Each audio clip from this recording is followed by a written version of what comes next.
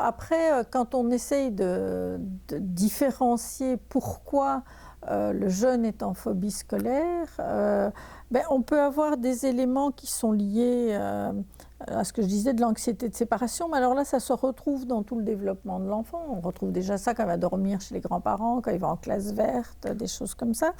On en retrouve aussi liés à de la phobie sociale. Alors là, c'est plutôt des jeunes parfois à caractéristiques spécifiques, ou des jeunes timides, mal intégrés dans le groupe, qui ont peur du groupe, qui sont boucs émissaires, qui sont harcelés, qui sont moqués, des choses comme ça.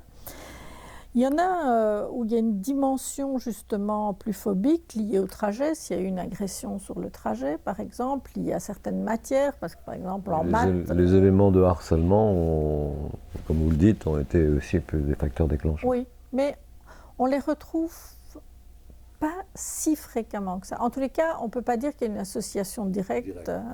On en retrouve, bien sûr, ça fait partie de certains facteurs déclenchants. Parfois associé à un professeur aussi, où il y a eu une altercation et où le jeune ne veut plus le revoir.